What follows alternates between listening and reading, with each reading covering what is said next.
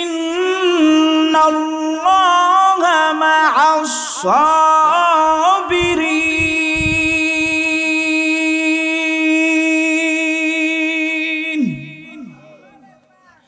এরপরে আল্লাহ বলেন, এরে গোলাম ধৈর্য ধারণ করো, আমি রব তোমার সঙ্গী হয়ে যাব।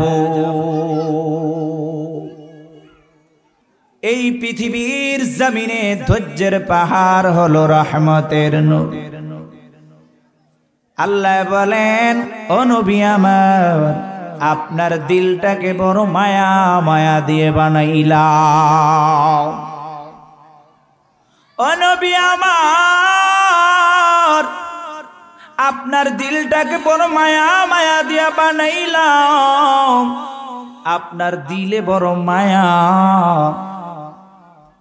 বেঈমান কাফেরের গোষ্ঠীরা আপনাকে এত পরিমাণ কষ্ট দেয়, এত পরিমাণ নির্যাতন করে, এত পরিমাণ জুলুম করে, কখনোই আপনি অভিশাপ দেন নাই। ও নবী আমার, আপনার দিলটাকে বড় মায়া মায়া দিয়ে বানায়া দিলাম। আল্লাহু আকবার।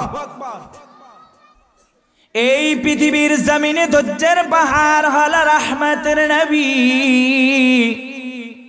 মায়ার নবী কেমন ধৈর্যের পাহাড় জানা দরকার আছে না নাই?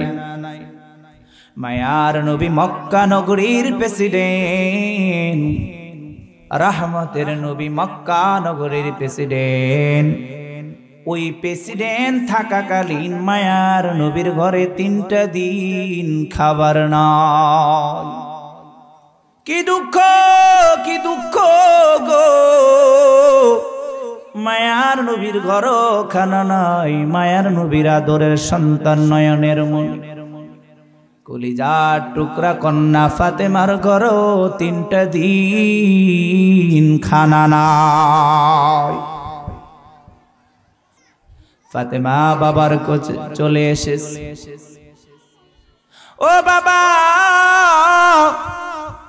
3টা দিন আমার ঘরে চুলায় আগুন জ্বলছে না। ও বাবা আমার, 3টা দিন না খেয়েছি। ও আব্বাজান, আপনার আদরের নাতি হাসান হুসাইন না খেয়েছি। আপনার জামাই আলী বড় দুর্বল হয়ে পড়েছে। আব্বাজান, আপনি মক্কা নগরীর প্রেসিডেন্ট। ও বাবা, আপনি তো মক্কা নগরীর লিডার এখন। ও বাবা, আপনি আমার ঘরের জন্য 3 কেজি আটার ব্যবস্থা করেন। কয় কেজি?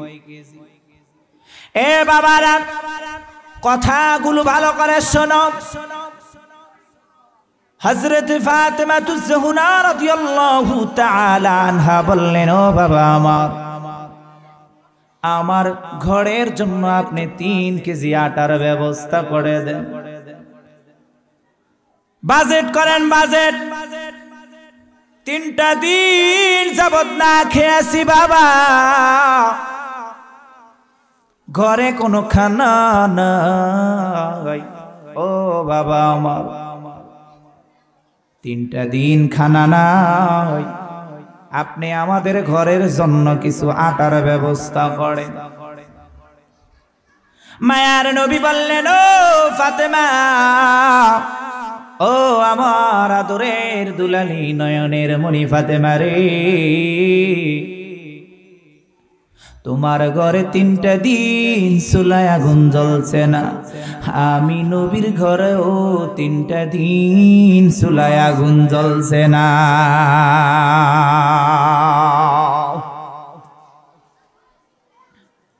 ও আমার কলিজার টুকরা সন্তান ফাতেমা, আমি মক্কা নগরীর প্রেসিডেন্ট, আমি তোমাকে 3 কেজি আটা তো ভালো কথা, 30টা বস্তাও যদি আমি তোমাকে দিয়ে দিই, তারপরেও কেউ আমাকে বলবে না 30টা আটার বস্তা কেন আপনার মেয়েকে দিয়েছেন। এই প্রশ্ন ছুড়ে কেউ দেওয়ার মতন সুযোগ নাই। কথা বলুন ঠিক না? কারণ আমি নবী, মক্কা নগরের প্রেসিডেন্ট, কেউ বলার মতন সাহস রাখে না। তবে ফাতেমা রে, ও আমার মা ফাতেমা, ও আমার কলিজার টুকরা সন্তান, আমি মক্কা নগরের প্রেসিডেন্ট, আমি তোমাকে 30টা আটার বস্তা দিলেও কেউ নিষেধ করবে না, কেউ বাধা দিবে না। তবে মারে, আমার আদরের সাহাবীরা বদরের প্রান্তে শহীদ হয়েছে, আমার আদরের সাহাবীদের সন্তানেরা এতিম হয়ে রয়েছে। আমি নবী যতক্ষণ পর্যন্ত এতিমদের মুখে খানা তুলে না দিতে পারবো, ততক্ষণ পর্যন্ত আমি নবীর ঘরে চুলায় আগুন জ্বলবে না।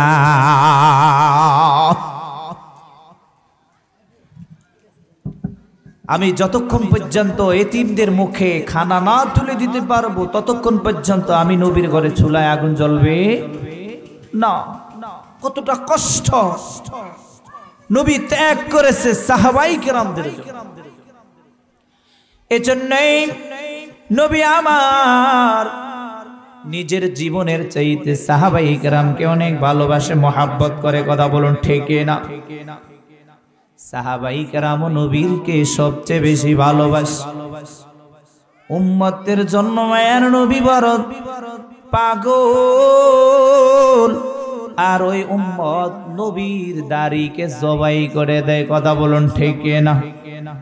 নবীর সুন্নাহকে জবাই করে দেয়। একটু চিন্তা করে না রে যুবক, একটু চিন্তা কর এর যুবক, তোমার কি মনে চায় না মায়ার নবীর সঙ্গে জান্নাতে যাই? তোমার কি মনে চায় না রে যুবক, হাসরের ময়দানে নবী ছাড়া কেউ তোমার আপন হবে না, সঙ্গী হবে না। ওই সময় যদি তোমার পাশে রহমতের নবী না থাকে, তোমার মতন পোড়া কপাল কেউ হবে না। কথা বলুন ঠিক কিনা? রহমতের নবী যখন এই কথা বলেছে, ও মা ফাতেমা, ও আমার কন্যা ফাতেমা, আমি তোমাকে আটা দিতে পারলাম না। ফাতেমা ডাক দে বলে, ও বাবা আমার, বুঝে ফেলেছি আপনি আমাকে আটা দিবেন না। তবে বাবা আমার, আপনি বাইতুল মাল থেকে আমাকে যেরকম আটা দেন না ভালো কথা, আপনি আমার ঘরের জন্য একজন বান্দি ব্যবস্থা করেন, দাসী ব্যবস্থা করেন। ও বাবা আমার, একজন বান্দি দাসীর ব্যবস্থা করুন। আমি জব পিষতে পিষতে আমার হাতে ঠুসকা পড়ে গেছে। 3টা দিন আমাদের ঘরে চুলায় আগুন জ্বলছে না।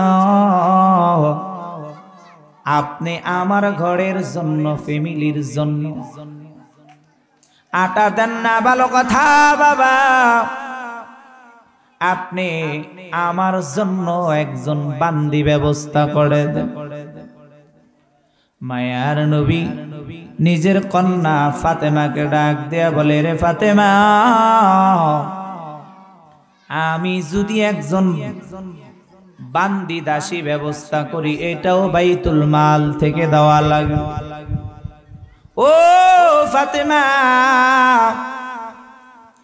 আমার আদরের সাহাবীরা বদরের প্রান্তে শহীদ হয়ে গেছে, তাদের ঘরে কোনো খাবার নাই।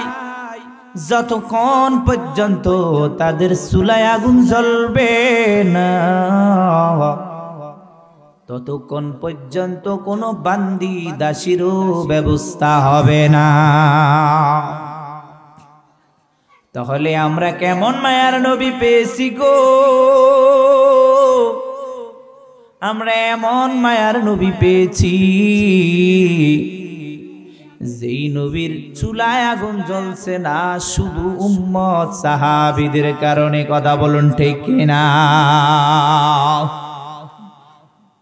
সাহাবায়ে কেরামদের জন্য মায়ার নবীর এত ত্যাগ, এত ভালোবাসা। এই ত্যাগ ও ভালোবাসার কারণে সাহাবায়ে কেরামরা মায়ার নবীর জন্য জীবন দিতে রাজি। কথা বলুন ঠিক কিনা? মায়ার নবীকেও সাহাবায়ে কেরাম ভালোবাসে, সাহাবায়ে কেরামও মায়ার নবীকে ভালোবাসে। এজন্য মন রে একটু বুঝাও মন, কয়দিন দুনিয়াতে বেঁচে থাকবা রে মন, একটু চিন্তা করে রে মন। যদি নবীর মোহাব্বত অন্তরে না রাখতে পারি,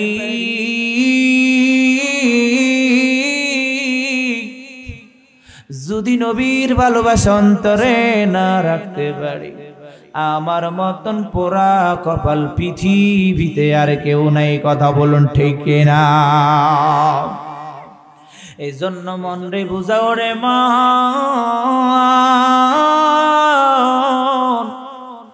দুনিয়াতে যতদিন বেঁচে থাকবো মায়ার নবীর সুন্নাহকে ফলো করব, নবীর আদর্শকে মেনে নিব, পারবো কি ইনশাআল্লাহ?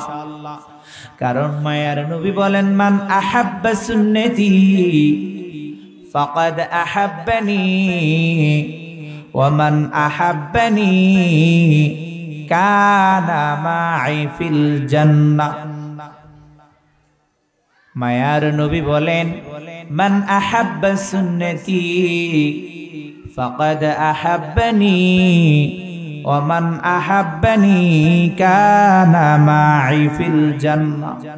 নবী বলেন, কেউ যদি আমি রাসূলের মোহাব্বত অন্তরে রাখে, আমি রাসূলের সুন্নাহকে ফলো করে, আমি রাসূলের আদর্শ মেনে নেয়, আমি নবী ঘোষণা করলাম কানা মাই ফিল জান্নাহ, আমার ওই উম্মত আমি নবীর সঙ্গে হাসতে হাসতে জান্নাতে চলে যাবে। তাহলে নবীর ভালোবাসা, নবীর মোহাব্বত আমাদের দরকার আছে না নাই? নবীর সুন্নাহ পালন করা দরকার আছে না নাই? আল্লাহর ভয় অন্তরে থাকা দরকার আছে না নাই? কথা বলুন, আল্লাহর ভয় অন্তরে থাকা দরকার আছে না নাই? আজকে আমাদের অন্তরে রবের ভয় না থাকার কারণে মানুষগুলো দিন দিন গোমরা হয়ে যাচ্ছে। কথা বলুন ঠিক না? আল্লাহ বলে, রে গোলাম, আমি আল্লাহকে ভয় করো, ভয়ের মতন ভয় করবা। যদি অন্তরে আমি রবের ভয় রাখতে পারো, তুমি বড় দামি হয়ে যাবে। রবের ভয় কি? বলে রবের ভয় হলো চোরও আল্লাহকে ভয় করে, ইমাম সাহেব আল্লাহকে ভয় করে। বলেন দুই ভয়ের মধ্যে তফাৎ আছে না নাই? একটু কথা বলেন, ওয়াজ শেষ করে দিবেন ইনশাআল্লাহ। এই দুই ভয়ের মধ্যে তফাৎ আছে না নাই? চোরে ভয় করে না জানি আমি চুরি করতে গেছি, আমাকে গণপিটানি দিয়া না জানি মেরে ফেল। আবার ইমাম সাহেব ভয় করে হালাল হারাম তফাৎ করে খেতে হবে, না হলে আমার আল্লাহ আমাকে হাসরের ময়দানে ধরবে। ভয়ের মধ্যে তফাৎ আছে না না? আল্লাহকে ভয় করার অর্থ হলো আল্লাহর অবাধ্য হওয়া যাবে না, এটা হলো সঠিক ভয়। কারণ চুরি করতে গেলে সেখানে মনে পড়ে যাবে আল্লাহ ধরবে, জিনা করতে গেলে সেখানে বাধা আছে না নাই? এক কথায় আল্লাহর অবাধ্য হওয়া যাবে না। কথা বলুন ঠিক না? যাদের হৃদয় আছে আল্লাহর ভয়, তারা কবু পথ ভুলে যায় না। যাদের হৃদয় আছে আল্লাহর ভয়, তারা কবু পথ ভুলে যায় না। যাদের হৃদয় আছে আল্লাহর ভয়, তারা কবু পথ ভুলে যায় না। আল্লাহর প্রেম ছাড়া এই দুনিয়া, তারা কবু কোনো কিছু চায় না। যাদের হৃদয় আছে আল্লাহর ভয়, তারা কবু পথ ভুলে যায় না। আল্লাহর প্রেম ছাড়া এই দুনিয়ায় কারো কাছে কোনো কিছু চায় না। রাতের আধারে যারা সিজদাতে রয়, দু চোখের অশ্রুতে নদী যেন ভয়। রাতের আধারে যারা সিজদাতে রয়, দু চোখের অশ্রুতে নদী যেন ভয়। ছলনার হাত চানি যে তুই আসু, ছলনার হাত চানি যে তুই আসু, পিছনে প্রিয় তাকায় না। যাদের হৃদয় আছে আল্লাহর ভয়, তারা কবু পথ ভুলে যায় না। আল্লাহর প্রেম ছাড়া এই দুনিয়া কারো কাছে কোনো কিছু চায় না। আল্লাহর প্রেম ছাড়া এই দুনিয়ায় কারো কাছে কোনো কিছু চায় না। কথা বলুন ঠিক কিনা?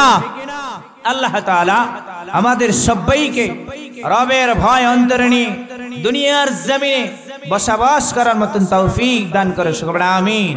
আল্লাহ রাব্বুল আলামিন আমাকে যেই কথাগুলো বলার মতন সুযোগ করে দিলেন, আপনাদেরকে শোনার মতন সুযোগ করে দিলেন, উভয়কে এই আলোচনা শুনে নেক আমল করার মতন তৌফিক দান করে সকলে আমিন।